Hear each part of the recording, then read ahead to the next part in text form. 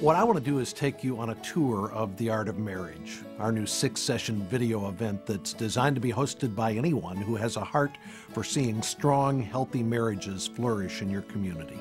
On our website, theartofmarriage.com, you'll find information about how to host an event.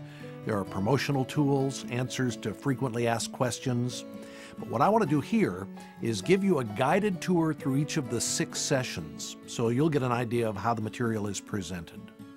At the core, each session includes input and instruction from well-respected pastors and Bible teachers who keep us grounded in the Bible as our source. Wrapped around them are stories of couples dealing with challenges in their marriage. There's some funny sketches, some dramatic stories. We've included some man-on-the-street segments. We've tried to keep it fast-paced and compelling. In Session 1, we talk about marriage as God intended it to be. Session 2 is all about isolation and conflict in marriage, looking at the root causes. We show how the gospel is the only solution, our only hope. In Session 3, we talk about a husband's job description and a wife's job description. Session 4 is all about communication, resolving conflict, and forgiving each other. Session 5 is about intimacy and sex. And Session 6 points couples to a marriage that leaves a legacy for future generations. So with that as the overview, let's look a little more closely at what's in each of the 6 sessions. We begin in Session 1 by giving couples a better understanding of God's purposes for marriage. Why would I personally get married? These days, for money. It's tradition, it's what our parents, our grandparents, our great-grandparents have done. I think it starts with just recognizing that marriage is more than me. Your words were beautiful. They were. But after 10 years, will they have only just been words? In this session, we unpack the command to leave, to cleave, and to receive your mate as a gift from God. I've learned that being a wide receiver is a lot like being a wife receiver.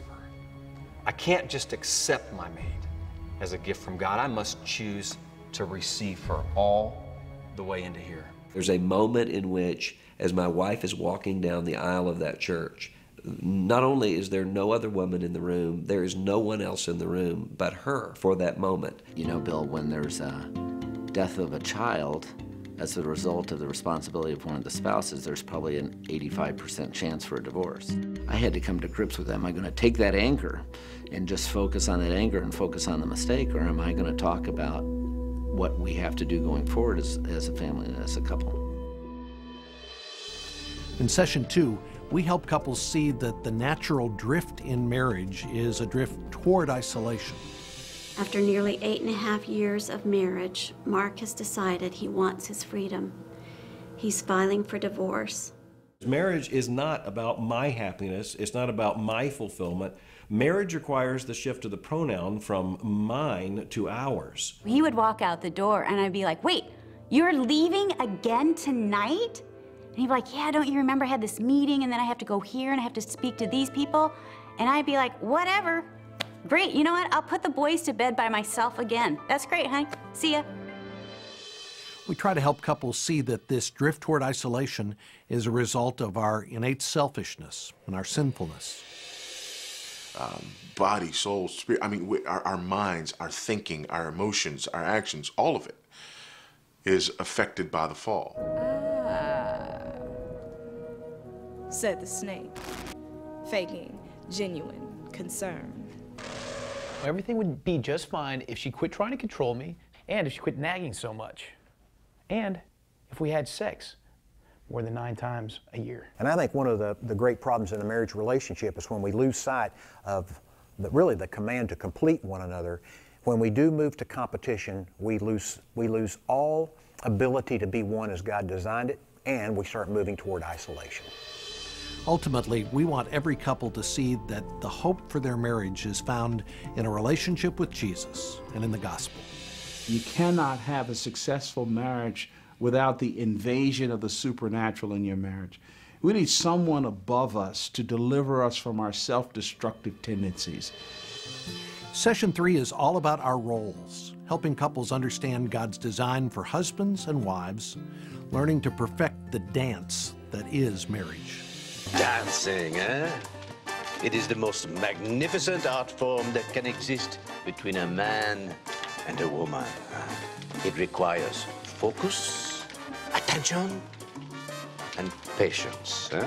The perfect man? Oh, wow, that's an intense question. Of a perfect woman? Young, blonde, sexy. Submissive? Don't tell my wife that. The old-fashioned ways are probably the best, and if you want to call them old-fashioned, fine. But bring them up to date. I mean, there are still things that you can do in the way of service for your husband, or he can say to me in the way of affirmation that isn't old-fashioned, but is loving. We explain in this session what the Bible says about a man's role in marriage. The provider is the first thing that comes to mind. But, Coach, sometimes I get confused. Donley? Are you whining? Not really, it's just Donley, this is marriage. There is no whining in marriage. And as you'd expect, we also talk about a wife's role. The woman's role in a marriage relationship is to help her husband. I can just see women now going, oops, I knew it. Here we go. My generation, I took on the role of the cook, the housekeeper, take the children to school. The day you put on your wedding dress, you put on a new cheerleader outfit. You're cheering for your family team. We never called each other names. I never let the boys call each other names, and I never, ever called Bruce an idiot. But I didn't have to because the boys knew exactly what I meant by my tone of voice. A woman who is reading the scripture, hearing from God what her assignment is in life, praying for her family, praying for her husband, is really going to be a woman who is set apart from all the other women on the planet. When we get to session 4, we focus on resolving conflict, and we begin by looking at how we communicate with one another.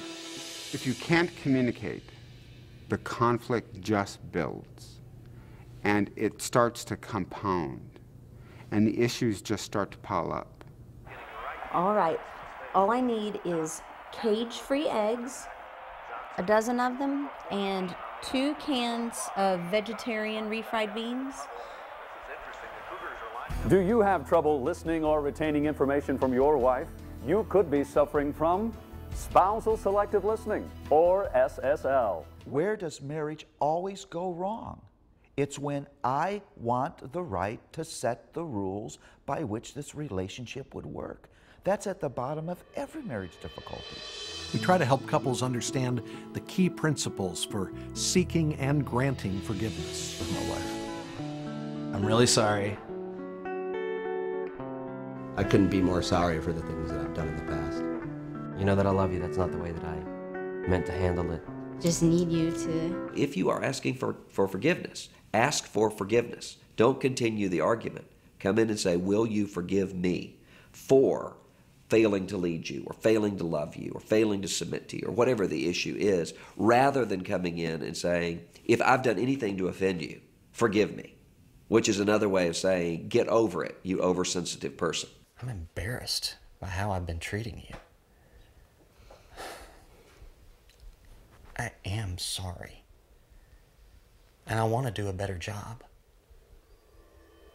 Can you forgive me? Session 5 is all about intimacy and sex. Do you want to switch off? Yeah. This is a wife. How beautiful are your feet in sandals, oh prince's daughter. My beloved is dazzling and ruddy, outstanding among 10,000. I didn't realize when I got married at 23 how a woman's body worked and how long it took her to reach that point that takes a man, about 20 seconds. Sexual intimacy means getting to know one's husband or wife, which often takes a long time. We tackle some difficult, some tough issues in this session. What I thought would be one of the most rewarding things became and can become a struggle. And it was inside that door and inside that room that I experienced some sexual abuse. I'm tired, exhausted from having all these little kids, and I just want to go to sleep. And then I feel the hand move over, and then I feel the hand touch me. And in places I really don't want to be touched right then, and so it's just like, stop! We try to have some fun with this session, too. Our population continues to plummet. Now, I know that we've learned that playing practical jokes on the pterodactyls doesn't help.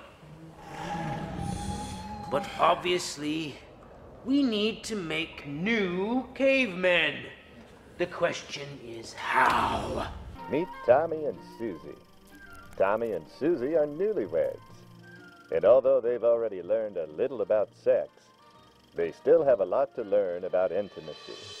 Our final session is all about helping couples have a vision for their marriage that goes beyond themselves. Your legacy's all you got. They're going to forget your name. They're not going to visit your tombstone. Nobody cares. But if my son and my daughters love Jesus Christ, and they tell their children to love Jesus Christ, then I think you'll hear, well done, good and faithful servant. I would hope that they wouldn't say that something like I was selfish or anything like that. They wish I would have I'd met all my deadlines. I hope they'd say something nice, like that I was a good friend to them. That I was a very happy person, and that I hope that I made a lot of people laugh. I believe that when I'm gone, I want my family to be able to say, I'm glad she came. I would say deep love is the one thing that has kept us together. I think that's it for me too. It's unconditional love. No matter what, good or bad, we're in it forever. Well, hopefully that gives you some idea of what we put together for The Art of Marriage. We're grateful for the positive feedback we've been getting from audiences that have attended an event and seen all 6 sessions. And we hope that with what you've seen here, you'll be motivated to attend an event or even host an Art of Marriage event in your community. Again, you can find out more about The Art of Marriage online at theartofmarriage.com.